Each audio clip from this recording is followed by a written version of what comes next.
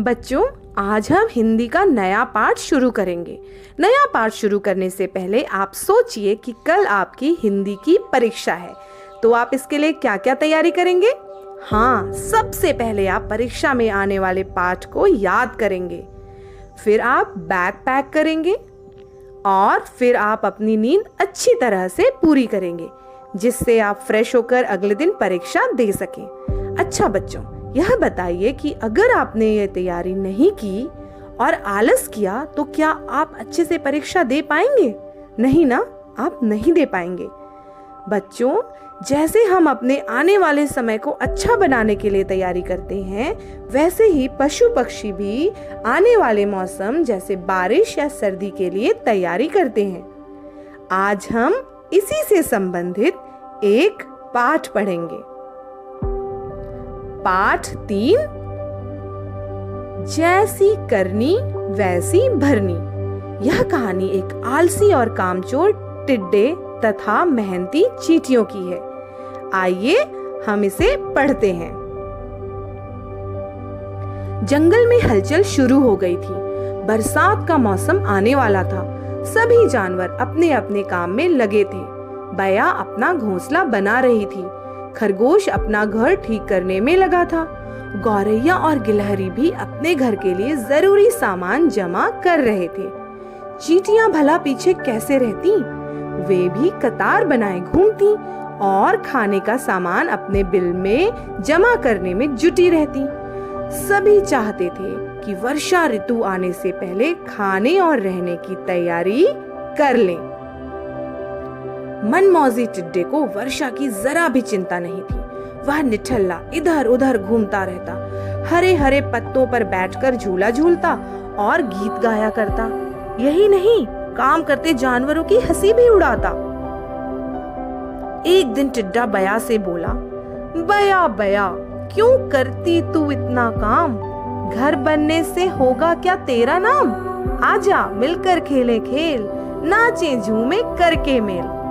बया ने टिड्डे की तरफ देखा तक नहीं, वह अपने काम में लगी रही। एक दिन टिड्डा चींटियों के पास गया। बोला, नन्ही नन्ही चींटी प्यारी, उठा रही क्यों बोझा भारी? छोड़ो भी यह खाना लाना, मुझ संग मिलकर गाओ गाना। चींटियां बड़ा सा बताशा धकेल कर बिल में ले जा रही थी। वे चुप रहीं और अपना काम करती रहीं। टिड्डा गिलहरी के पास गया। उससे कहने लगा, गुल गुल गिलहरी, हो गई दोपहरी, छोड़ घर बनाना, आजा गाले गाना। गिलहरी कुट-कुट करती चली गई। उसने टिड्डे की तरफ पलटकर भी नहीं देखा। थोड़े दिनों में बारिश शुरू हो गई। मूसलाधार पानी बरसा। सारे पशु पक्षी अपने अपने घरों में जा बैठे। टिड्डा भला कहाँ जाता? उसका ना कोई घर था ना ठिकाना।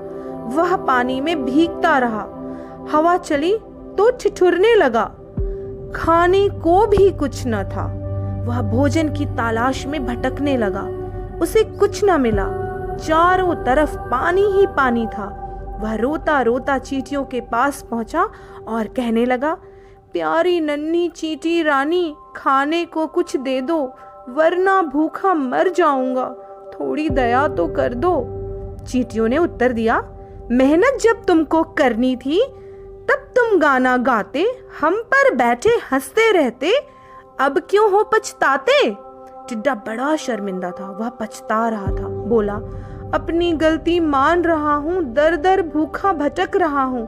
सबकी मैंने हंसी उड़ाई, अब मेरी जां पर बनाई। चींटियां बोली, जैसी करनी वैसी भरनी, बूढ़े गए हैं कहकर, पूरी गर्मी गाना गाया, नाचो अब जी भरकर। यह कहकर चींटियां अपने बिल का दरवाजा बंद करने लगी। तभी एक चींटी बोली, रुको, टिड्डे ने अपनी गलती मान ली है। यह मुसीबत में है, हमें इसकी मदद करनी चाहिए। चींटियों ने टिड्डे को खाने और रहने की जगह दे दी। बच्चों, हमें इस कहानी से शिक्षा मिलती है कि आप जैसा काम करोगे आपको वैसा ही फल मिलेगा। टिड्डे ने अगर मेहनत की होती तो उसे खाने के लिए इधर उधर नहीं भटकना पड़ता। बच्चों, यह कहानी आपको अच्छी लगी ना? अब आपको भी यह कहानी 1 से 2 बार पढ़नी है। धन्यवाद।